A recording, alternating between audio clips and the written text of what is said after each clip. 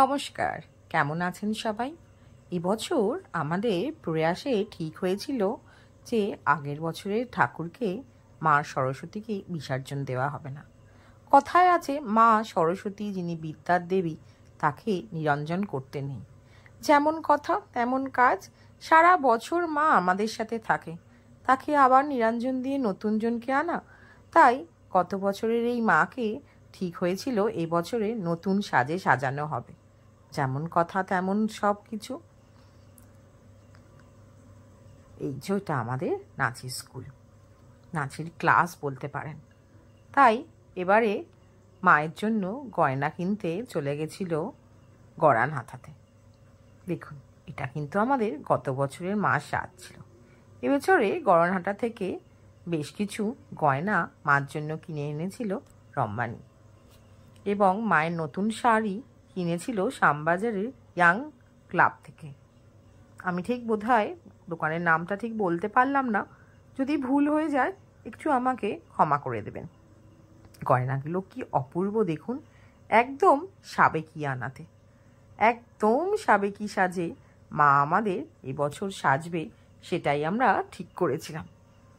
এই মুকুটটা কি অপূর্ব অপূর্ব সুন্দর গয়নাগুলো, আমার তো দেখেই এত লোভ হচ্ছিল। সাবেকিয়ানা সাজ হবে বলেই একদম মাথার একটা চাঁদোয়াও করে নেওয়া হয়েছিল লাল সাদাতে। এই দেখুন, এইটা হচ্ছে মায়ের মাথার চাঁদোয়াটা। আমাদের নাচের ক্লাসরুমেই বড় করে পুজো হয়। মাকে এবার নতুন সাজে সাজানো হবে, ঠিক সুন্দর করে তার পেছনের ডেকোরেশন, চালচিত্র, সুন্দর করে মায়ের জায়গাটাও সাজানো হয়ে গেছে। কি অপূর্ব লাগছে না? পুরো সাবেকিয়ানা ছোঁয়া পুরোটাই লেগে আছে এখানে। কি অপূর্ব, এত সুন্দর সাজ। এই চাঁদোয়াটাও কিন্তু করেছে আমাদেরই নাচের শুভ। ওর হাতের কাজ কিন্তু ভীষণ সুন্দর, আর ওকে যাভাবেই বলা হয় সেভাবেই ও সুন্দর কাজ করে দেয়। ফাঁকা থাকবে না বলে এই সরস্বতী ঠাকুরটা বসিয়ে দেওয়া হয়েছিল। সুন্দর দেখতে এই সরস্বতী ঠাকুরটা। এদিকে আমাদের পুরনো মা সরস্বতীকে সাজাতে চলে এসেছিল আমাদের খুব প্রিয় সৈকত। সৈকত ভীষণ ভালো ঠাকুরেরকে শাড়ি পরায়। ও নিজে তো অন্নপূর্ণা পুজো করে এবং নিজে হাতে ঠাকুর গড়ে মা অন্নপূর্ণার পুজো করে। তাই জন্যই ওকে ডেকে নেওয়া হয়েছিল আজকে আমাদের মা সরস্বতীকে শাড়ি পরানোর জন্য। কি সুন্দর করে শাড়ি পরাচ্ছে দেখুন। মায়ের ব্লাউজ আর সায়াটা আগেই ও পরিয়ে নিয়েছিল। মায়ের এবারে শাড়িটা অর্ধেক পরে একদম মাকে ঘরোয়া সাজে সাজাচ্ছে। আগেকার দিনে একদম আটপৌড়ে করে যেরকম মা শাড়ি পরতো আমাদের মা জেঠিরা, ঠিক তেমনভাবেই এবারে আমাদের সরস্বতী ঠাকুরকে এইভাবেই সাজানো ঠিক হলো। এই যে অনেকটাই পরানো হয়ে গেছে। মায়ের চুলটাও খুলে দেওয়া হয়েছে। এইখানে যেরকম আমরা পিন করি এরকম পিনের মতন করে টাইট করে দেওয়া হচ্ছে। এই যে পিন করে পুরো সুন্দর করে শাড়িটা পরানো হয়ে গেছে। শাড়ি পরাতে পরাতে কত আনন্দ, কত ইয়ার্কি, কত ফাজলামি সবই হলো। ঠিক হলো একটু বুটিক স্টাইলে করা হবে, তাই জন্য ব্লাউজটা করা হলো গামছার। কি অপূর্ব লাগছে না গামছার ব্লাউজটা পরিয়ে? মায়ের চুলও নতুনভাবে পরবে, তার আগে সীতাহারটা পরিয়ে দেওয়া হলো। কি ভালো লাগছে, হাতে সীতাহারের সাথে একদম ম্যাচ করে মান্তাসা। খুব সূক্ষ্মভাবেই মাকে সাজানো হবে, আহামরি কিছু নয়।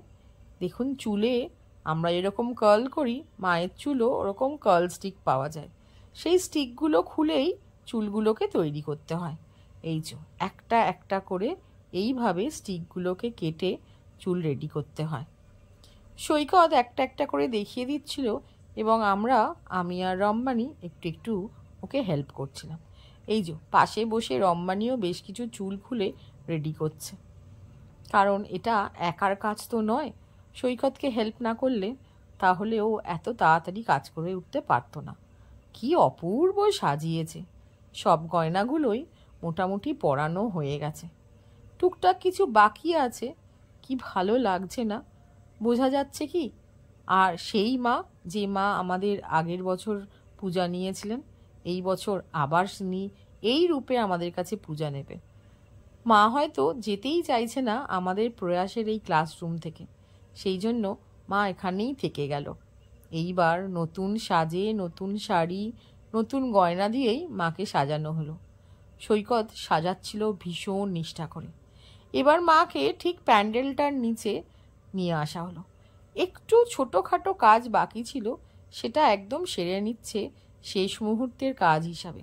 আজকে তো সরস্বতী পুজো পঞ্চমী পড়ে গেছে, কিন্তু আজ যেহেতু 12:30টার পরে পড়েছে, সেইভাবে গুছিয়ে উঠতে আমরা পারিনি। কালকে সূর্যোদয়ের পরেই পুজোটা হবে। আজকে সেই জন্য গোছানোর শেষ মুহূর্তের কাজ চলছে, কারণ পুজোটা কালকে আমাদের ভোরবেলাতে হবে। সেই পুজোও করতে আসবে আমাদের ভীষণ প্রিয় শুভ্রদীপ। কালকে সেই পুজোটার ব্লগ আপনাদের নিশ্চয়ই দেখাবো। আজ দেখুন আমাদের মা পুরো সেজে গেছে। আমাদের প্রয়াসের মা সরস্বতী বিনা হাতে নতুন সাজে, নতুন রূপে আমাদের কাছে আবার চলে এসছে। তিনি হয়তো আমাদের কাছ থেকে যেতেই চাইছে না। এদিকে বাসন কোসনগুলো বার করে নেওয়া হয়েছে। এই প্রদীপটা এবারে নতুন কেনা হয়েছে। কি অপূর্ব দেখতে হয়েছে না এই 3 থাকের প্রদীপ। এদিকে সব বাসন কোসনও একদম গুছিয়ে রাখা হয়েছে, কারণ কাল ভোর হলেই পুজোতে বসে যেতে হবে। না হলে যে সময় নেই, 9:30টার সময় যে পুজো ছেড়ে যাবে, তার আগে তো মাকে সাজিয়ে গুছিয়ে নিতে হবে। আর অত ভোরবেলা বুঝতেই পাচ্ছেন সবাই সবার বাড়ির পুজো সেরেই এই নাচের স্কুলে আসবে। তার জন্যই সব কিছু আজকেই আমরা গুছিয়ে নিলাম। কালকে শুধু ফলটা কাটবো আর পুজো হবে। এই যে মা সরস্বতী, ছোট্ট সরস্বতীকে আমাদের বড় সরস্বতী মার সামনে বসিয়ে দেওয়া হলো।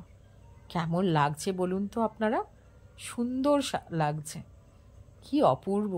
চোখ ফেরানো যাচ্ছে না আমাদের এই মা সরস্বতীর দিক থেকে।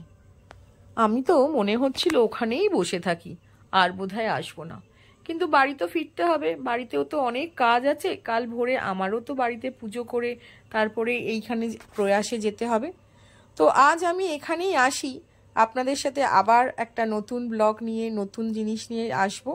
ততক্ষণে আপনারা ভালো থাকবেন, সুস্থ থাকবেন। আর এই ব্লগটি যদি ভালো লাগে আপনারা অবশ্যই একটু শেয়ার করে দেবেন।